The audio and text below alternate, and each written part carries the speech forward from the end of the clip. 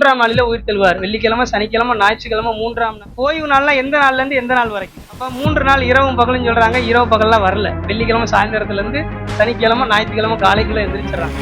இரவும் பகலும் யோனா எப்படி மீனோட வயிற்றுல உள்ள 3 நாள் இரவும் பகலும் பூமியில இருந்திருக்கணுமே, அப்பனா இந்த கணக்கு தப்பா? இது என்னன்னா ஒரு மூட நம்பிக்கை. விஸ்வத்துக்குள்ள இன்னும் மூட நம்பிக்கை நிறைய இருக்கு.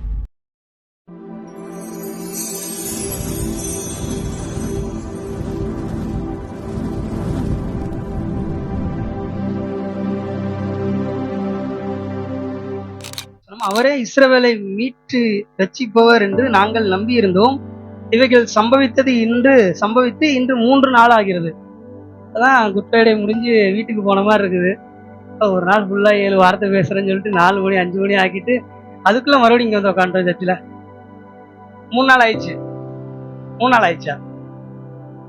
இப்பதான் குட் ஃப்ரைடேன்னு சொல்லிட்டு நம்ம 7 வார்த்தை கேட்டுட்டு போனோம். போன மாதிரி இருக்குது. ஒரு நாள் கூட ஆகல. ஒரு நாள் தான் ஆச்சு. எப்படி 3 நாள்னு வசனம் சொல்லுது? போய் சொல்லுதோ? 3 நாள் ஆகிறது. கேள்வியெல்லாம் கேட்கறாங்களா நிறைய பேர். ஆண்டவர் மரித்து 3 நாள் கழித்து உயிரோடு எழுந்திருப்பார், 3ஆம் நாளில உயிரோடு எழுந்திருப்பார்.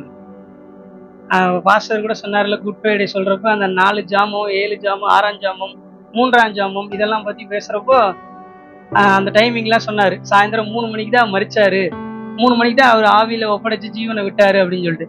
அப்பனா வெள்ளிக்கிழமை சாயந்தரம் 3 மணிக்கு அவர் இறந்துருக்காரு, ஜீவனை விட்டுருக்காரு புனித வெள்ளியில, குற்ற அன்னைக்கு சிலுவையில. வெள்ளிக்கிழமை 3 மணிக்கு இறந்தா ஞாயிற்றுக்கிழமை காலையில உயிரோடு எழுந்துட்டாருன்னு சொல்றாங்க. இது எப்படி சாத்தியம்?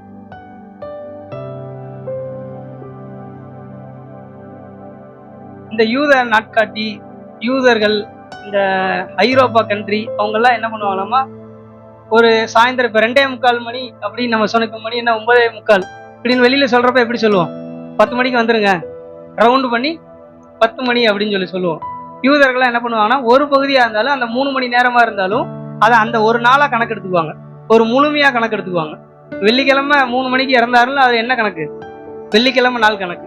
அப்புறம் சனிக்கிழமை ஒரு நாள் கணக்கு, ஞாயிற்றுக்கிழமை காலையில அவர் உயிரோடு எழுந்துட்டாரு, ஞாயிற்றுக்கிழமை நைட்டு ஃபுல்லா இருந்தாலும் அது ஒரு நாள் கணக்கு.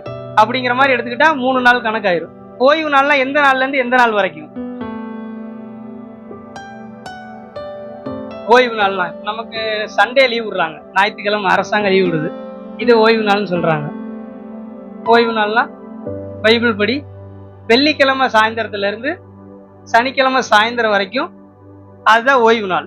ஓய்ந்து இருக்கணும், வெளியில போகக்கூடாது, வேற வேலை செய்யக்கூடாது, ஆலயத்துல இருக்கணும் அப்படிங்கிறது.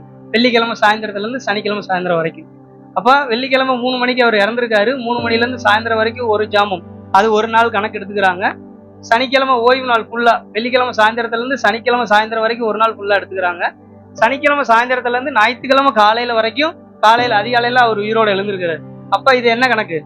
3 நாள் முழுமையா எடுத்துக்கிறாங்க. அப்படிதான் எடுத்துக்குவாங்க. இப்போ வரைக்குமே இங்கிலாந்து, யூரோப் அந்த சைட்லாம் போயிட்டோம்னா என்ன சொல்லுவாங்க, ஈவினிங்ல இருந்து நைட் வரைக்கும் இருந்தா கூட அது ஒரு நாள் கணக்கு தான். நம்ம ஹோட்டல் ஸ்டே பண்ண போனா கூட என்ன பண்ணிடுவாங்க, 3 மணி நேரம் தங்குறோம், 4 மணி நேரம் தங்குறோம்னு சொன்னா கூட என்ன பண்ணுவாங்க, ஒரு நாள் கணக்கு ரெண்ட் வாங்கிடுவாங்க, ஹோட்டலுக்கான அமௌண்ட் வாங்கிடுவாங்க.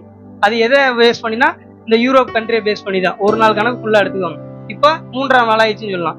இப்போ இன்னொரு இடத்துல ஒரு சிலர் எல்லாம் சொல்லுவாங்க, அவர் 3 நாள் இரவும் பகலும் பூமியில இருந்திருக்கணுமே, அப்பனா இந்த கணக்கு தப்பாயிருமே. 3 நாள் இரவும் பகலும் சொல்றாங்க. இரவு பகல்லாம் வரல. வெள்ளிக்கிழமை சாயந்தரத்துல இருந்து சனிக்கிழமை ஞாயிற்றுக்கிழமை காலைக்குள்ள எந்திரிச்சிடறாங்க. ஏன்னா 3 நாள் கணக்குனா வெள்ளிக்கிழமை இருந்தா வெள்ளி முடிஞ்சு, சனி முடிஞ்சு, ஞாயிறு முடிஞ்சு, திங்கள் தான் கணக்கு வரணும். நம்மள்ட்ட கேட்டா கூட நம்ம பொய்யாயிரும், பேன்னு முழிக்கணும். ஒரு வசனத்தை நம்ம வாசிக்கலாம். 1 கொரிந்தியர் புஸ்தகம் 15வது அதிகாரம் 3வது வசனம் 4வது வசனம். வசனம் சொல்லுது, 3ஆம் நாளில் உயிர் தெழுந்தார். இன்னொரு வசனம் வாசிக்கலாம், மார்க் 9:31.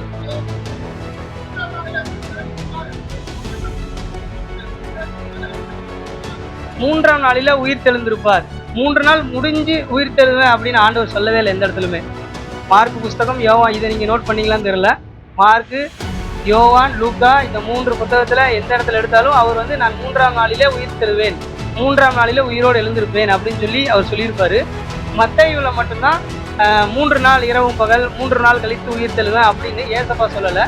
இயேசு குறித்து பரிசேயர்களும் மற்ற கேட்டவங்களும், காதுல கேட்டவங்களும் பரிசேயர்கள், அப்புறம் போர் சேவர்கள் கூட இருந்தவங்க பிலாத்து முன்னாடி பொய் சொல்றதுக்காக சொல்லுவாங்க.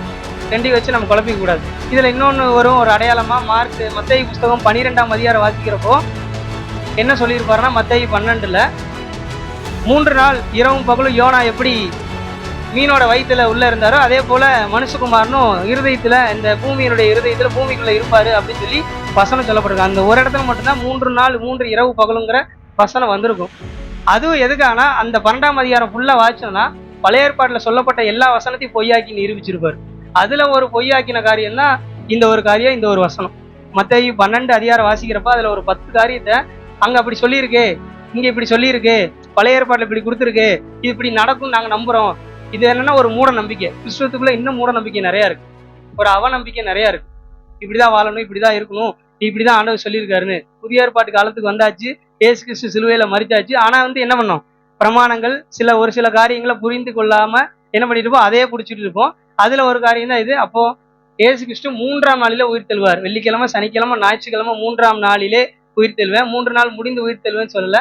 இது ஒரு அடையாளமா, இது ஒரு நமக்கு ஒரு பதிலா இருக்கும். ஆமென், அல்லேலூயா.